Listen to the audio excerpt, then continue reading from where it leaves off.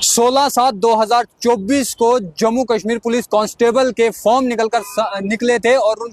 वो तमाम फॉर्म्स जो है वो कांस्टेबल के लिए थे। जेकेएसएसबी की तरफ से ये पोस्टें जो है वो निकाली गई थी कि 4002 पोस्टें कांस्टेबल की खाली है और जितने भी एस्पिरेंट्स हैं वो तमाम लोग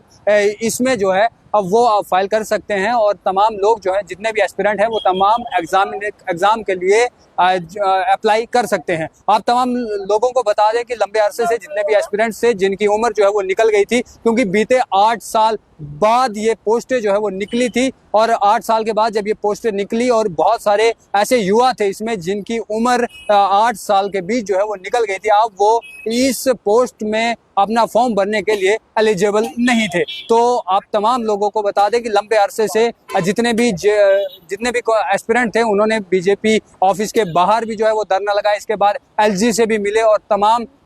जितने एस्पिरेंट जो ओवर एज हो चुके थे वो लगातार इस कोशिश में थे कि उन्हें एज रिलैक्सेशन मिलना चाहिए ताकि वो एग्जाम जो है वो दे पाए, क्योंकि कोविड के पहले ये पोस्ट निकली थी, लेकिन उसके लंबे अरसे के बाद लगभग 8 साल बाद फिर से जेकेएसएसबी की तरफ से ये पोस्टें जो है वो निकाली गई थी। आपको बता दें कि जम्मू कश्मीर हाई कोर्ट की तरफ से ये ऑर्डर पास हुआ और ऑर्डर में साफ तौर पर एज रिलैक्सेशन की बात की गई है, लेकिन किन एस्पिरेंट्स को उस एज रिलैक्सेशन का फायदा मिलेगा ये बताने के लिए द न्यूज रूम आपके सामने हाजिर हुआ है। नमस्कार, मैं राजकुमार और आप देख रहे हैं द न्यूज रूम 24 आवाज। तमाम आसपास जो ये खबरें फैल रही है और बहुत सारे लोग सोशल मीडिया पर ये भी लिख रहे हैं कि जम्मू कश्मीर हाई कोर्ट की तरफ से ये साफ कर दिया गया है कि तमाम एस्पिरेंट्स जो ओवरेज हो गए थे आप वो जो है वो फॉर्म को भर सकते हैं और अब जो एग्जाम है वो भी पोस्टपोन हो गया है। लेकिन ये इन्फॉर्मेशन गलत है। खबर सही ये है कि हाई कोर्ट की तरफ से ऑर्डर तो निकाला गया और उसमें साफ तौर पर तमाम दलीलों को सुना गया और दलीलों के बाद जम्मू कश्मीर हाई कोर्ट ने जो फैसला सुनाया और उस फैसले के अनुसार आपको बता दें कि सिर्फ उन एस्पिरेंट्स को ही वो ही एस्पिरेंट्स एग्जाम में बैठ सकते हैं जिन्होंने पिटीशन फाइल की है, ना कि वो लोग जो पिटीशन फाइल नहीं कर पाए। अब जम्मू कश्मीर पुलिस कांस्टेबल की भर्ती की बात करें तो जितने भी एस्पिरेंट्स से जो ओवर एज हो चुके हैं, अगर उनमें से बहुत सारे ऐसे युवा होंगे जिन्होंने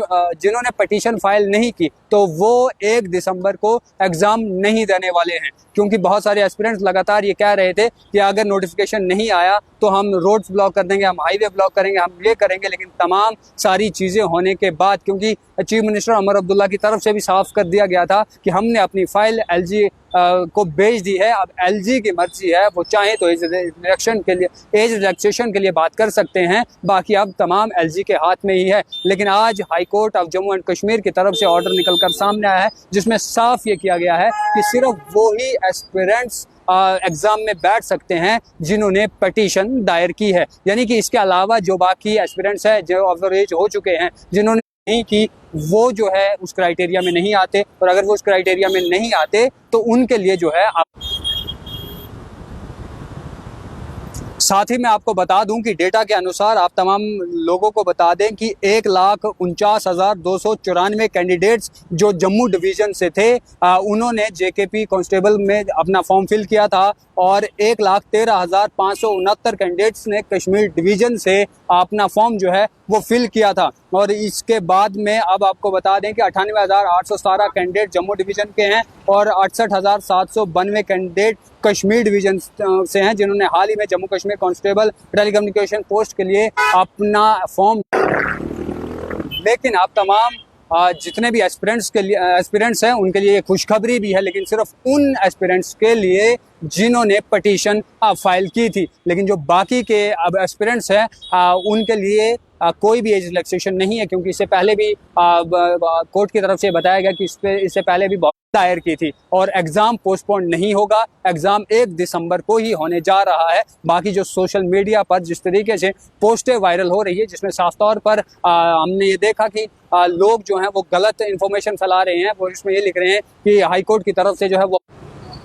उनकी तरफ से कहना है कि हाई कोर्ट की तरफ से जो ऑर्डर आ गया है उसमें एज रिलैक्सेशन भी मिल गई है और सिर्फ एज रिलैक्सेशन ही नहीं बल्कि एग्ज़ाम को भी पोस्टपोन कर दिया गया है। तो ये खबर बिल्कुल गलत है कि ना ही एग्ज़ाम पोस्टपोन हुआ है और ना ही सारे एस्पिरेंट्स को एज रिलैक्सेशन जो है वो मिली है, सिर्फ उन्हीं ही को। और ये मैं बार बार इसलिए कह रहा हूँ ताकि जो लोग हमें आधे से आगे ज्वाइन करें उनको भी मालूम हो पाए कि ये सिर्फ उन एस्पिरेंट्स को एग्जाम में बैठने की जगह मिलेगी जिन्होंने पटिशन दायर की है। अब कितने लोगों ने पटिशन दायर की है, कितने ऐसे एस्पिरेंट्स हैं जिन्होंने पटिशन जो है वो अपनी फिल की थी,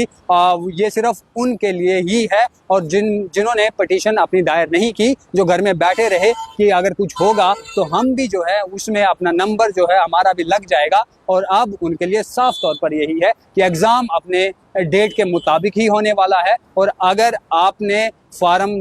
आपने पटिशन नहीं दायर की है और आप ओवर एज हो गए हैं तो आप एग्जाम के अंदर नहीं बैठ सकते। फिलहाल के लिए इतना ही। वीडियो जर्नलिस्ट गगनदीप के साथ मैं राजकुमार, धन्यवाद।